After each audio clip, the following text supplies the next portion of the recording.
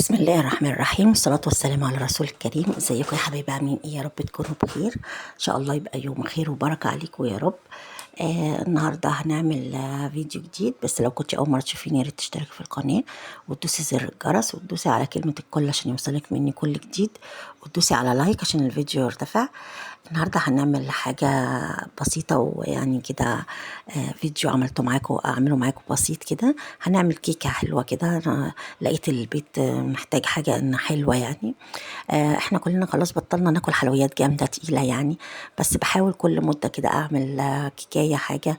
حد ياخد كوباية شاي، ياخد معاها حتة كيكة ياكل بعد الغداء، ياكل في الوقت اللي هو الميت ده اللي ما فيش اكل فيه، لا فطار ولا غدا ولا عشاء، فحد يجي حاجة. فبصراحة حبيت ان انا اعمل كيكاية كده بسيطة وسهلة. انا بعمل الكيكاية العادية اللي هي بالبرتقال، بس المرة دي قلت أغير شوية، فقلت أعمل اللي هي كيكة الزبادي. وأنا كان عندي زبادي، فقلت لا يبقى استغلها بقى. فعملت كيكة اللي هي كيكة زبادي، بس أنا طبعا زودت فيها كده افتكاسة بسيطة، فطبعا يعني خليتها مختلفة شوية عن كيكة الزبادي العادية، بس هي والله طلعت جميلة وحلوة قوي. بس أنا هديكي اختيارات تاني للي أنا بدل اللي أنا عملته، يعني ممكن تعمليه وتطلع برضو بطريقة تانية. انا طبعا بدأت بالحوض كده، انضفه واشيل منه الاطباق والحاجات بتاعته عشان خاطر يبقى نضيف. وهم كانوا حبة صغيرين يعني الحمد لله، عشان انا كنت لسه ما عملتش الغدا. فعملت الحوض كده ونضفته وفضيته عشان يبقى اللي حواليا نضيف وواسع، لان انا بحس كده ان الدنيا مكركبه قوي لما بيبقى في مواعين وحاجات في الحوض. وبعد كده بدأت بقى أشوف الحاجات المكونات اللي عندي تعمل إيه، فلقيتها تعمل كيكة. أنا عندي بشر برتقان بشيله في التلاجة، بعمل طول ما أنا في الشتاء بعمل برتقان، ببشر القشرة وأشيلها في علب. فأنا عندي طول الوقت الحمد لله البرتقان، قشر البرتقان اللي هو بشر البرتقان ده في التلاجة. انتي ما عندكيش بشرة برتقال على فكرة ممكن تستخدمي بشر ليمون، بس انا ما استخدمتش في الكيكة دي لا ده ولا ده. عملتها بطريقة تانية، بما اني عملتها بالزبادي فما حطيتش فيها بشر برتقال صراحة.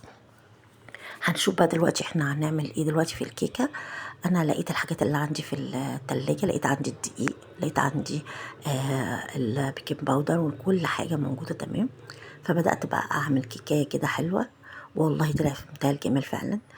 دلوقتي هنشوف احنا هنعمل ايه. جبنا المكونات اهي بتاعتنا، لقيت عندي الدقيق، السكر، البيض، الزبادي. فرحت قلت بقى يبقى ان انا اعملها هي على طول يعني. هي على فكرة الكيكة دي ممكن تتعمل تلات بيضات، بس انا كان عندي بيضتين بس انا عملتها بالبيضتين، فانت ممكن تعمليها بثلاث بيضات لو عايزة. بيضتين بتمشي تمام اوكي. فانا جبت البيض، يبقى احنا كده عندنا بيضتين او ثلاثة زي ما انت عايزة. انا بحط على كل بيضة باكو فانيليا، فانا حطيت باكوين فانيليا. انت هتعملي 3 بيضات يبقى هتحطي 3 باكوات فانيليا. وبعد كده هنضرب البيض كويس بقى يعني بالمضرب. لان الفانيليا يعني انا كل ما بكتر الفانيليا بتبقى احلى، انا بحب ريحه الفانيليا في الحاجه قوي. هنحط على كل بيضه باكت فانيليا. عملتي اكتر عايزه تحطي اكتر تمام زي ما انت عايزه. كده احنا حطينا خلاص البيض والفانيليا. على فكره الحاجات دي كويسه وبتخلي الواحد يعني طول ما هو البيت فيه الحاجات البسيطه دي، مش مضطر بقى نقعد ندور على حاجه حلوه ناكلها والكلام من ده. انا عندي يا اما اعمل حاجه كده بسيطه، يا اما يا اما فاكهه، لان انت عارفه الولاد دايما لازم عايزين حاجه كده في النص يقعدوا يسلوا نفسهم بيها. فانا طبعا يعني هي دي احسن حاجه واسهل اسرع حاجه عندك، ومبتبقاش تاخد آه يعني حاجات كتير، لا تكلفه ولا بتحتاج امكانيات كتير، يعني حاجات موجوده في التلاجة ما تصرفي ولا مليم.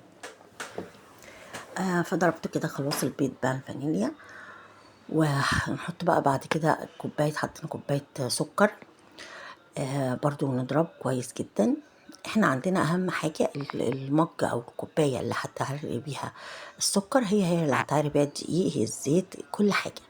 احنا حطينا السكر بالمج ده، هنحط زيه بالظبط الزيت نص كوباية، نص كوباية من الزيت، بس بنحط معاها معلقة سمنة، او تعملي 3/4 زيت زي ما انت عايزة، 3/4 زيت او نص كوباية زيت ومعلقة السمنة الكبيرة زي ما انت شفتيها دي كده. ونضرب برضو بالمضرب كويس قوي. اهم حاجه الضرب ده، يعني ان الاول احسن اكتر حاجه بتخلي الكيكه تطلع ناجحه هي الضرب، المكونات بتاعتها بتدخل هوا في الكيكه وبتخليها حلوه قوي. دلوقتي هنا بقى الزبادي دي، انا جبتها زبادي، انا لقيت عندي زبادي كبيره، وكمان كانت اللي هي خالي الدسم. فطبعا انت لو تعمليها، لو تجيبي زبدة، هما زبديتين صغيرين، وطبعا بيكونوا عاديين زبادي عاديه. وانا عملتها بالموجود عندي بصراحة. وبعد كده حطيت كوبايتين دقيق بس، وانا بعايرهم ما كانش الموبايل مفتوح للأسف. كوبايتين دقيق ومعاهم باكو بيكنج باودر ورشة ملح، وقلبناهم. طبعا انا جيت اضرب بالمضرب بتاع دي صغيرة، البولة دي صغيرة، فبقت طرطش بعيد بره، فاستنيت لما لميت الدقيق كده جواها، وبعدين صورتها لكم. يبقى احنا عندنا كده المكونات سهلة جدا.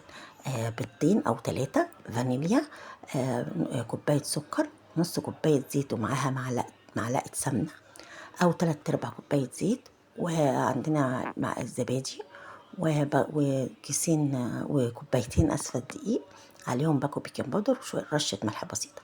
هنا بقى دي الحاجة الجديدة اللي انا عملتها، بدل ما احط بشر برتقال حطيت كاكاو، وبقيت اقلبها بس مش تقليب جامد، يعني بقيت اقلب بس تعمل زي ايه، تبقى عامله زي الخطوط كده، ما تبقاش يعني كيكه صريحه بيضه او كيكه صريحه اللي هي الكاكاو. بقت كده زي ما انتم شايفين، عامله زي ما يكون مخططه.